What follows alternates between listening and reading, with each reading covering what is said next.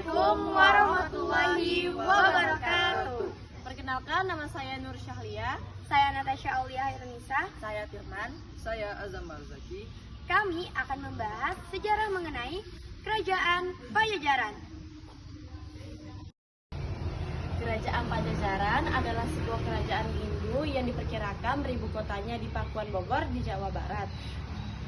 Menurut naskah kuno Nusantara, kerajaan ini juga sering disebut dengan Negeri Sunda atau berdasarkan nama ibu kotanya yaitu Pakuan Pajajaran.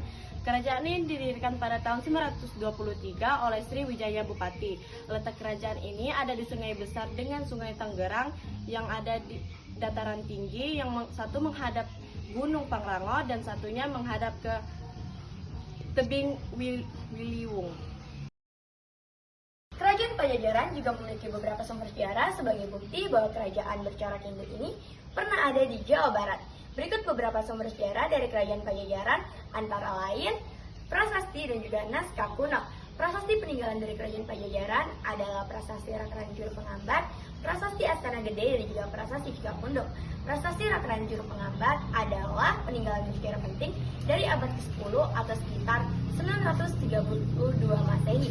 Prasasti ini ditemukan dengan menggunakan bahasa murid kuno dan juga aksara Kawi yang menandai pengembalian kekuasaan kepada Raja Sunda. Prasasti Astana Gede adalah kumpulan 6 prasasti dari paruh kedua abad ke-14 yang ditemukan di Kabulutan Kawali Ciamis, Jawa Barat. Prasasti ini ditemukan dengan menggunakan bahasa dan aksara Sunda kuno.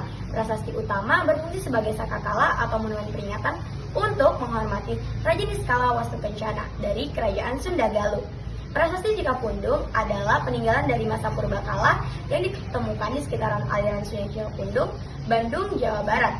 Prasasti ini diyakini berasal dari masa Kerajaan Pajajaran pada abad ke-14 atau abad ke-15 Masehi. Sistem pemerintahan politik. Kerajaan ini menganut sistem pemerintahan feodal. Pemimpin mereka adalah Prabu atau Raja.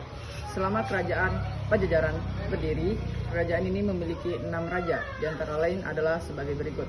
Yang pertama, Sri Baduga Maharaja atau Prabu Siliwangi.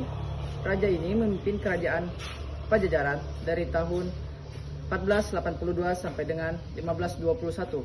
Yang kedua, Surawi Sesa. Raja ini memimpin kerajaan Pajajaran dari tahun 1521 sampai dengan 1535.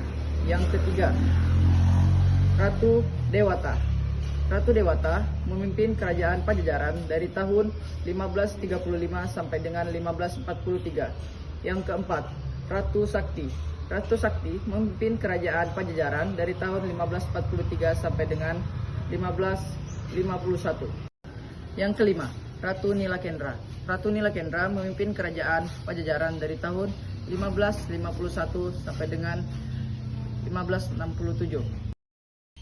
Pada masa kejayaan Kerajaan Pajajaran memiliki ekonomi yang cukup baik, sehingga rakyatnya hidup makmur dan sentosa. Pada saat itu, ekonomi kerajaan ditopang oleh berbagai hasil penjualan dari pertanian yang menghasilkan sayuran, buah-buahan, hingga lada.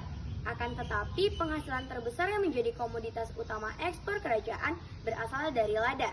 Selain itu, pada masa itu, Kerajaan Pajajaran memiliki 6 buah pelabuhan yang sangat membantu pertumbuhan dalam sektor ekonomi kerajaan.